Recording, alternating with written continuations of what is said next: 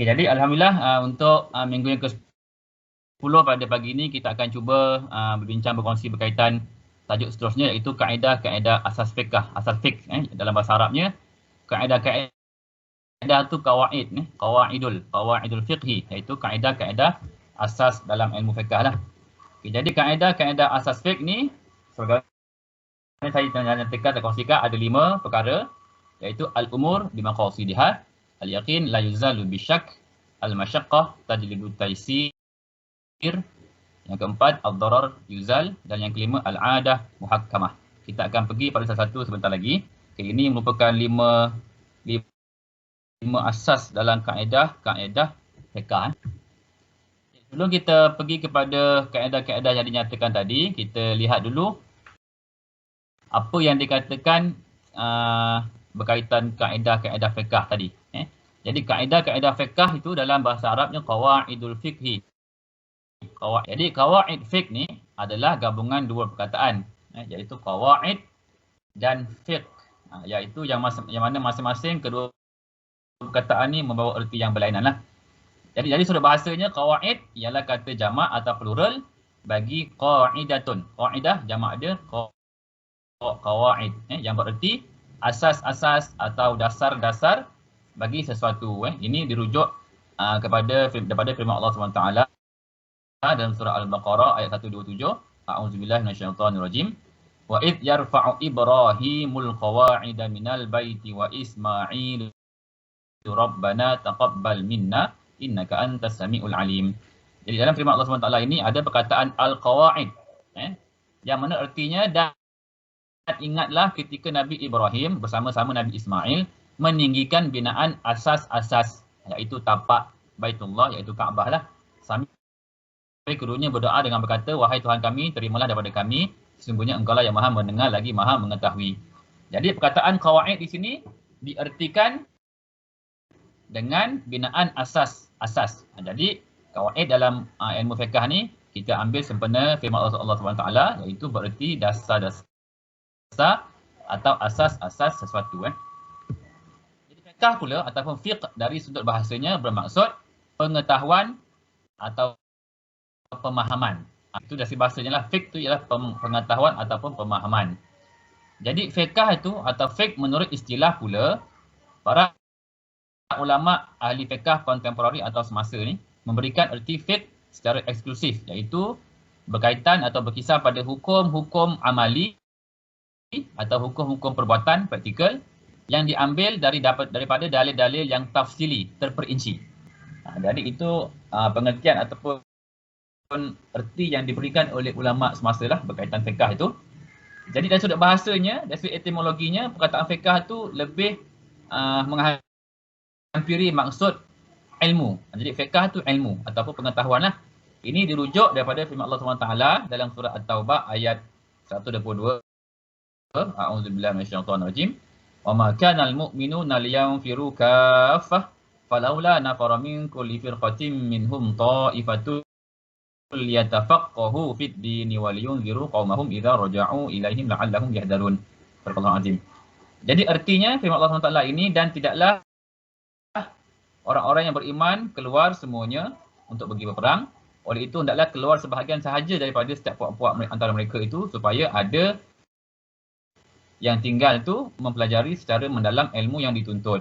Jadi dalam perkataan firman Allah SWT ini kita akan nampak perkataan liyatafaqahu fiqh. Jadi liyatafaqahu tu diartikan mempelajari secara mendalam ilmu yang dituntut. Ilmu. Jadi fiqh secara bahasanya, jikalau merujuk pada firman Allah SWT ini, diartikan dengan ilmu ataupun pengetahuan. Jadi apabila perkataan qawaid tadi yang diartikan dasar-dasar atau asas-asas, fiqh pula diartikan sebagai pengetahuan ataupun ilmu, maka dia akan menjadi artinya asas atau dasar-dasar ilmu atau pemahaman atau pengetahuan lah. Jadi apabila digabungkan perkataan qawaid dan fiqh ni, dia menjadi satu istilah yang lain, istilah khusus, dan diartikan oleh ulama Islam berkaitan fiqh ni, antaranya ialah At-Taftazani, wafat pada tahun 791 Hijrah. Jadi beliau ni mengartikan qawaid fiqh tu ialah suatu hukum yang bersifat universal.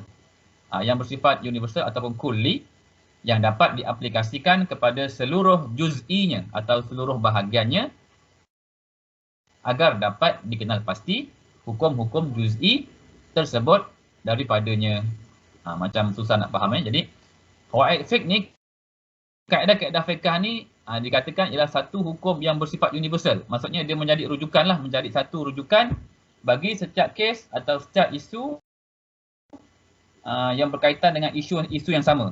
Jadi kalau dalam mahkamah tu, kalau sekiranya ada kes berkaitan satu isu tu, kes kemudian akan dirujuk kepada kes yang pertama. Jadi ini seumpama macam itulah.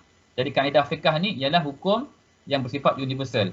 Yang mana kaedah ni akan diaplikasikan kepada seluruh atau mana-mana kes yang seumpamanya, supaya kes tersebut dapat dikenal pasti hukumnya dengan merujuk kepada hukum yang berasal daripada qawaid fiqh inilah. Jadi majoriti ulama berpandangan bahawa qawaid fiqhiyah itu adalah ketetapan berkaitan perbuatan mukallaf berkaitan hukum-hukum syarak. Jadi qawaid fiqh ni, kaedah-kaedah fiqh ni, ianya berkaitan perbuatan mukallaf. Mukallaf ni siapa? Kita lah, iaitu seorang Muslim yang telah pun dipertanggungjawabkan, yang cukup syarat untuk menerima tanggungjawab. Jadi berkaitan tanggungjawab tu, jadi kaedah fiqh ni lah yang menentukan, menjadi rujukan bagi menentukan ketetapan tersebut. Jadi menurut Imam Mazhab Syafi'i, mazhab kita ni, ada 5 kaedah atau 5 dasar atau 5 asas yang telah disepakati yang digunakan dalam permasalahan hukum, dan kelima perkara ini, kelima asas ini dianggap sebagai ibu segala kaedah fiqh. Ibu segala kaedah fiqh. Jadi daripada 5 ni lah terbitnya kaedah-kaedah yang lain. Tapi 5 ni lah sumber utama atau 5 kaedah yang menjadi rujukan dalam perkara-perkara berkaitan hukum mukallaf. Jadi ada banyak lagi kaedah, tapi banyak tu terbit daripada 5 yang ni. Jadi kita akan belajar 5 perkara atau 5 kaedah atau 5 asas yang bersabit hukum mukallaf. Yang pertamanya iaitu setiap perkara bergantung kepada niat. Iaitu yang kedua, keyakinan tidak terhapus dengan kerat. Yang ketiga, kesulitan mengundang kesenangan. Yang keempat, kemudaratan dihapuskan. Dan yang kelima, adat kebiasaan dijadikan sumber hukum. Kita akan pergi pada satu-satu. Yang pertama, al-umuru bimaqasidiha. Dalam bahasa Arab tu, al-umur bimaqasidiha. Iaitu artinya setiap perkara atau sesuatu itu adalah tergantung dengan tujuan atau niatnya. Jadi setiap perbuatan tu bergantung pada niatnya. Jadi niat tu membawa erti seseorang yang memaksudkan sesuatu atau mengqasadkan sesuatu dan disertai dengan perbuatan, khususnya untuk mencari keridaan Allah SWT. Ini sekiranya ibadah lah. Jadi setiap perbuatan tu mesti ada niat dia. Jadi kaedah ini membawa maksud bahawa setiap perkara dinilai dengan melihat kepada motif dan matlamat yang akan diperolehi.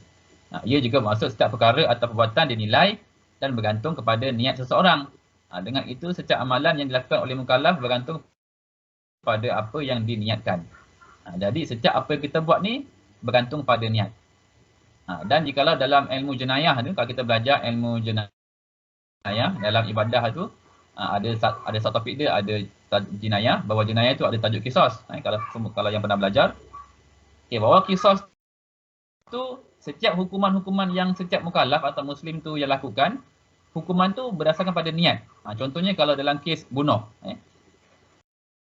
bunuh tu ada 3 kes yang berlainan merujuk kepada niat masing-masing. Kalau membunuh dengan sengaja, hukumannya lain. Kalau membunuh dengan tidak sengaja, hukumnya pun lain. Kalau membunuh dengan menyerupai sengaja, pun hukumannya lain. Jadi ketiga-tiga tu ditentukan oleh niat. Kalau membunuh sengaja, hukumannya kena bunuh jugalah. Kalau bunuh dengan tak sengaja, lain hukuman dia. Jadi niat menjadi penentulah kepada hukuman bagi setiap perbuatan individu muslim yang terlibat. Jadi kaedah ini terbit daripada hadis Rasulullah SAW yang bermaksud sesungguhnya setiap pekerjaan itu diambil kira berdasarkan niat. Kalau kita pernah dengar biasa, Rasulullah SAW menyatakan dalam hadis diriwayatkan oleh Ibnu Umar, daripada Umar Al-Khattab, innamal a'malu binniyat wa innama likulli imrin ma nawa. Faman kanat hijratuhu ila Allah wa rasulihi fa hijratuhu ila Allah wa rasulihi. Ila akhir hadis. Iaitu artinya sesungguhnya setiap pekerjaan itu berdasarkan niat. Dan sesungguhnya bagi setiap orang itu ialah mengikut apa yang diniatkannya. Sesiapa yang berhijrah kerana dunia yang ingin diperolehinya atau kerana wanita yang ingin dikahwininya, maka hijrahnya itu berdasarkan apa yang dia hijrahkannya. Jadi ini jadi asaslah, jadi rujukan atau dalil kepada terbitnya kaedah yang pertama, iaitu setiap perkara itu mesti bergantung pada niatnya. Kalau kita niat belajar ni untuk dapat ilmu, maka kita punya perbuatan ni dikira menuntut ilmu dan dapat pahala lah. Kalau kita belajar untuk niat untuk lain, dapatlah yang lain. Itu bergantung pada ni. Jadi bila dikaitkan dengan sains dan teknologi, maka setiap perbuatan kita yang bersabit atau berkaitan dengan perkembangan ilmu sains dan teknologi itu, yang pertama mestilah diukur dengan niat. Sebab tu kita belajar tentang power ethic lah. Yang kedua, kaedah yang kedua, al-yaqinu la yuzalu bisyakki. Itu setiap iaitu keyakinan itu tidak akan hilang atau terhapus dengan sebab wujudnya keraguan. Kalau kita dah yakin, keraguan yang datang tiba-tiba itu tidak akan menghilangkan kita punya keyakinan. Jadi perkara asal dan yakin tidak boleh ditinggalkan hukumnya disebabkan oleh sebarang syak atau keraguan.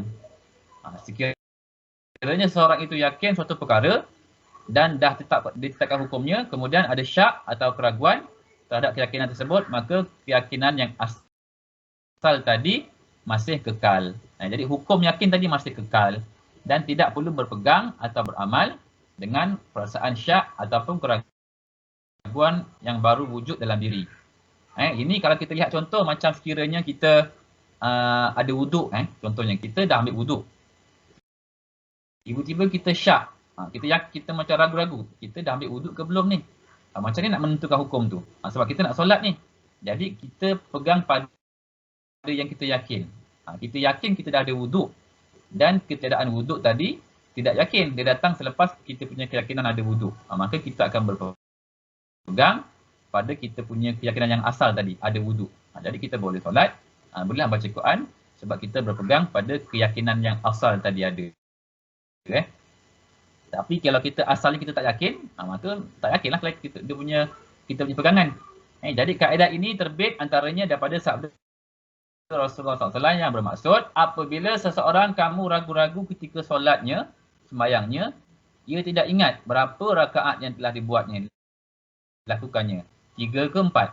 Jadi hendaklah dia ketepikan keraguan tersebut dengan diambil dengan keyakinan, kita ambil dengan apa yang meyakinkanlah. Contoh solat Isyak. Lupa. Dah 3 ke dah 4. Kalau kita fikir 4, maka ragu-ragu tu masih mendominasi lagi kita punya pemikiran. Tapi kalau kita ambil 3, maka keyakinan pula mendominasi keraguan. Jadi kita hilangkan yang ragu-ragu, kita ambil yang yakin. Jadi yang yakinnya 3. Jadi kita ambil 3, tambah lagi 1 rakaat, jadikan 4. Walaupun hakikatnya katakanlah dah 4, tapi kita yakin 3, tambah juga 1 jadikan 4. Jadi kita ambil keyakinan. Dan itulah menjadi asas kepada terbentuknya kaedah yang kedua, iaitu al-yaqin la yuzalu bisyak. Keyakinan tidak dapat dihilangkan dengan keraguan. Ini kaedah dalam kita punya perbuatan mukallaf lah, kita punya hukum fiqh. Jadi yang ketiga, al-masyaqqatu tajlibut taisir, iaitu kesulitan. Al-masyaqqah tu kesulitan ataupun kesusahan ataupun kepayahan. Tajlibut taisir, mengundang kemudahan atau kesenangan. Jadi kaedah ini bermaksud apabila timbul sesuatu kesusahan atau kesulitan dalam menunaikan dan melaksanakan perintah Allah, perintah itu direngankan, bukan seperti sebagaimana asalnya. Sebagaimana kita dah sentuh sebelum ni, seumpama seorang itu pada hukum asalnya kalau solat itu wajib berdiri dengan tegak dan menjadi rukun bagi solat. Kalau tidak berdiri bagi orang yang sihat ketika solat fardu, maka tidak sah solatnya. Tetapi kalau ada kesulitan atau kesusahan untuk melaksanakan, contoh tidak mampu berdiri, maka perintah kewajipan tadi telah gugur dan direngankan. Bukan seperti asalnya yang kena berdiri dengan tegak. Kena ikut step yang kedua, iaitu boleh duduk, ikut pada kemampuan. Jadi itu merupakan ataupun diambil daripada kaedah al-masyaqqah tajlibu taysir. Jadi kaedah ini antaranya adalah merujuk kepada firman Allah SWT yang bermaksud Allah mengkehendaki kemudahan bagimu dan tidak menghendaki kesukaran bagimu. Dalam surah Al-Baqarah ayat 185. Yuridullahu bikumul yusra wala yuridu bikumul usr. Dalam Al-Quran surah Al-Baqarah. Juga merujuk kepada sabda Rasulullah SAW yang bermaksud permudahkanlah dan janganlah menyukarkan atau susahkan. Riwayat Imam Bukhari. Yassiru wala tu'assiru. Mudahkanlah dan jangan nak susah-susahkan. Jadi rupanya hadis dan juga firman Allah SWT ini menjadi rujukan atau asas kepada terbentuknya kaedah fiqh yang ketiga, iaitu al-masyaqqatu tajlibu taysir. Maka jelaslah menunjukkan bahawa agama Islam ini membawa kepada konsep kemudahan serta memberi kerenganan kepada umatnya, bukan kesempitan dan kesusahan, dengan syarat mestilah menentukan kesusahan yang menjadi sebab kepada keringanannya. Jadi kalau kita tidak mampu, kita tidak perlu berpegang kepada hukum yang asal. Maka kemampuan kita tu ikut pada tahap yang ada pada kita sekarang. Jadi itulah kesan daripada kaedah yang ketiga ni. Kita faham. Jadi kesusahan-kesusahan yang berlaku tu akan menjadi penyebab kepada kita punya tahap amalan kita tu berkurang ataupun tidak perlu patuh atau ikut kepada yang asal tadi. Itu yang ketiga. Yang keempat, ad-dararu yuzalu. Ad-darar yuzal. Iaitu darar itu kemudaratan, yuzalu dihapuskan atau dihilangkan. Jadi kaedah yang keempat itu ialah kemudaratan dihapuskan. Kaedah ini bermaksud sekiranya berlaku kemudaratan, maka ia wajib dihilangkan atau dihapuskan. Ia juga bermaksud sesuatu yang boleh menyebabkan dan mendatangkan bahaya mesti dihapuskan dan dihindarkan serta mesti dihilangkan. Jadi kerosakan, kemudaratan yang berlaku pada diri kita sendiri atau melibatkan orang lain, maka tidak boleh dilakukan. Malah wajib dihindarkan atau dihilangkan. Termasuk yang berkaitan dengan hak-hak umum lah. Jadi jumhur ulama menetapkan bahawa segala yang boleh memudaratkan orang Islam mesti dijauhi. Jadi kaedah ini adalah lahir daripada firman Allah SWT yang bermaksud dalam surah Al-A'raf ayat 56. Maksudnya, dan janganlah kamu membuat kerosakan di muka bumi. La tufsidu fil ardi ba'da islahiha. Setelah Allah memperbaikinya. Wad'uhu khawfan wa tama'a. Dan berdoalah kepada Allah itu khaufan dengan rasa takut dan harapan, wa tama'a inna rahmatallahi qaribun minal muhsinin. Sesungguhnya rahmat Allah itu amat dekat kepada orang-orang yang berbuat baik. Jadi di sini menyatakan janganlah membuat kerosakan. Jadi jangan buat kerosakan tu, maka itu menjadi dalil lah kepada terbitnya kaedah fiqh yang keempat ni. Juga merujuk kepada sabda Rasulullah SAW yang bermaksud tidak ada mudarat dan tidak memudaratkan. La darara wa la dirara. Tidak ada mudarat untuk diri sendiri dan juga tidak memudaratkan orang lain. Jadi dua ni menjadi bukti dalil pada kaedah fiqh yang keempat ni. Dan seterusnya kaedah fiqh yang kelima, al-adatu muhakkamah. Al-adah muhakkamah. Iaitu artinya adat kebiasaan dijadikan sebagai hukum. Al-adah, adatlah adat kebiasaan. Adat ni juga dinamakan dalam bahasa Arab uruf. Uruf tu adat lah.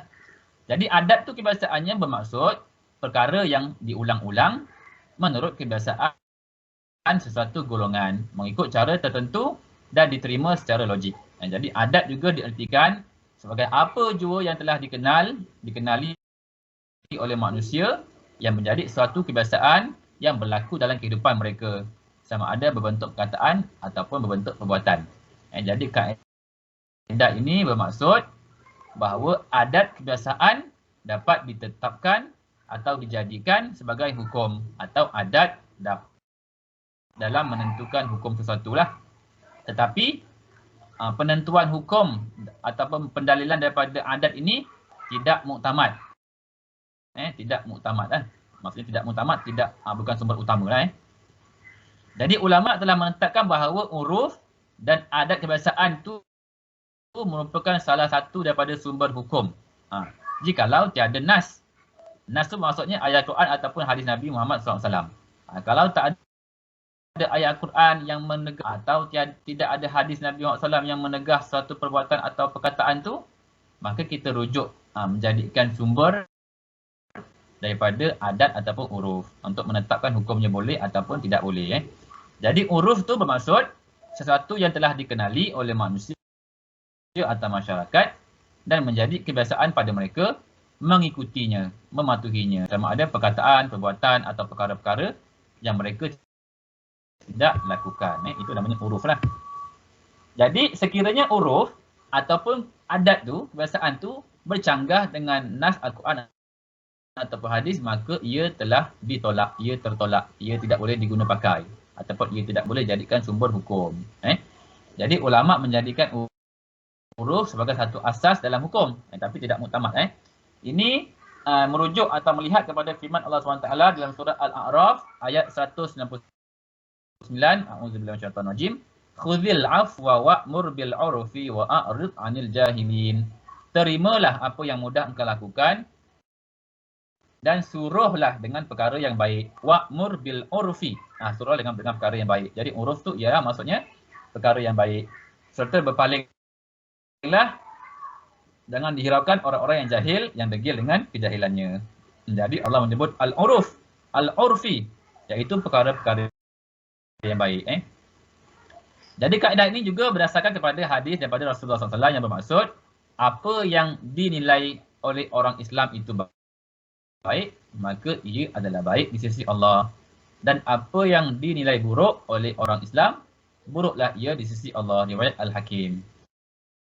Jadi ini juga menjadi dalillah sumber yang mengatakan bahawa uruf tu ataupun adat tu sekiranya ia baik pada pandangan orang Islam, maka ia dikira sebagai baik. Kalau orang Islam dikira tak baik ataupun tidak baik atau buruk, maka ia buruk atau tidak baiklah di sisi Allah SWT. Kerana orang Islam tu ramai-ramai tu mesti akan melihat sesuatu tu baik atau tidak berdasarkan kepada anjuran agama lah. Kalau mereka kata baik, baik. Kalau mereka tidak baik, maka tidak baik. Jadi ini juga menjadi sandaranlah kepada terbitnya hukum ataupun kaedah fiqh yang kelima, al-adah muhakkamah.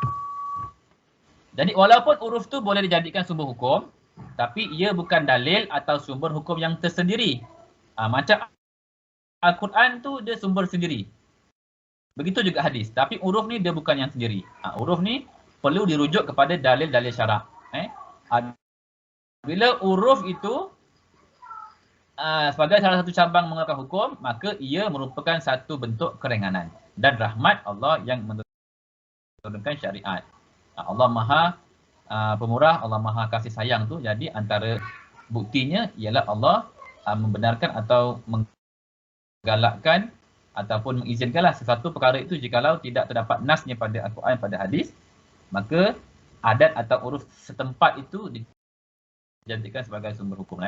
Jadi kesimpulannya, semua perkara adat kebiasaan yang tidak bercanggah dengan akidah, dengan syariat, dengan akhlak, maka ianya dapat diterima dan diamalkan dalam masyarakat.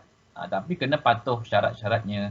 Antara syarat-syarat uruf untuk dikira atau sebagai sumber hukum, yang pertama, uruf ataupun adat kebiasaan tadi tidak berlawanan dengan nas syarak. Yang kedua, uruf ataupun adat tadi telah diamalkan oleh masyarakat secara menyeluruh dan meluas. Bukan hanya 2-3 orang yang buat perkara yang sama dikira sebagai sumber hukum. Itu tidak dikira. Syaratnya mestilah diamalkan oleh masyarakat secara menyeluruh dan meluas. Yang ketiga, huruf yang digunakan dalam sesuatu tindakan sudah pun ada, sudah pun berlaku, sudah pun wujud ketika tindakan yang kita nak rujuk tu baru dilakukan. Jadi perbuatan tersebut mestilah telah ada, telah lama berlanjutan daripada dulu sampai sekarang berterusan, maka perkara tersebutlah baru dikira sebagai huruf yang dijadikan sumber hukum. Dan yang keempat, tidak wujud perkataan atau perbuatan yang jelas menyalahi huruf. Tidak wujud perkataan atau perbuatan yang jelas menyalahi huruf. Jadi kalau ada sesuatu tu menyalahi atau bercanggah dengan huruf setempat, maka tidak dikira sebagai huruf yang dibenarkan dalam dijadikan sebagai sumber hukum perbuatan mukallaf atau perbuatan orang Islam. Jadi itulah dia 5 asas dalam penentuan hukum dalam tindakan orang Islam, orang mukallaf ni. Iaitu 5 ni lah diiktiraf atau dianggap sebagai ibu segala hukum, ibu segala asas atau kaedah dalam ilmu fiqh berkaitan perbuatan-perbuatan orang Islam. Jadi kelima-lima kaedah ini atau kelima-lima asas dalam fiqh ini dijadikan juga sandaran sumber di dalam kita punya bidanglah sains dan teknologi. Semuanya mesti berkait. Apa-apa juga perkara atau isu yang berlaku dalam ilmu sains dan teknologi khususnya kena merujuk kepada kaedah ini untuk menetapkan sama ada ianya boleh ataupun tidak. Jikalau isu tu contohnya berkaitan isu sains dan teknologi, tengok yang pertama kalau ikut kaedah ni tengok pada niat dia. Al-umur bimaqasidiha. Apa niat kita buat teknologi itu ataupun ilmu tersebut. Lepas tu ikut yang kedua, yang ketiga, yang keempat, yang kelima.